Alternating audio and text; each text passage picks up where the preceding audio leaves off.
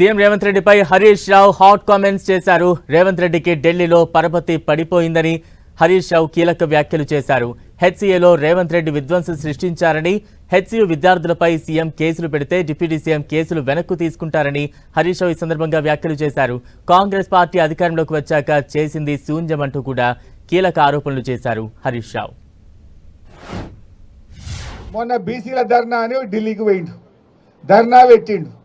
ధర్నాకు రేవంత్ రెడ్డి ఏం చెప్పిండు? నేను రాహుల్ గాంధీని తోలుకొత్తా, ప్రధానమంత్రిని ఒప్పిస్తా, పార్లమెంట్లో బిల్లు పాస్ చేపిస్తా అని మాట్లాడిండు. కానీ ఢిల్లీ దాకా పోయినాక అర్థమైంది ఏంది? ఈయన పిలిస్తే రాహుల్ గాంధీ రాలే, ఈయన ధర్నా పెడితే ఈయన పార్టీ నాయకుడు రాహుల్ గాంధీ ఢిల్లీలో ఉండి ధర్నాకు రాలే, అపాయింట్మెంట్ కూడా ఇయ్యలే ఈయనకు. లాస్ట్కి ఈయన వాపస్ వచ్చిండు. ఈయన వచ్చినాక తెల్లారి మాత్రం మిగతా పిసిసి అధ్యక్షుడు, ఉప ముఖ్యమంత్రిని అందరినీ పిలిచి సోనియా గాంధీ ఫోటోలు దిగింది, రాహుల్ గాంధీ ఫోటోలు దిగింది. రేవంత్ రెడ్డికి మాత్రం తలుపులు బంద్ పెడుతున్నారు. ఈయనని కలుస్తలేరు, వాళ్ళని పిలిచి ఫోటోలు దిగింది తప్ప ఈయన పిలిస్తే ధర్నాకు రాలే, ఈయన కలుస్తారంటే తలుపులు తెరవలే.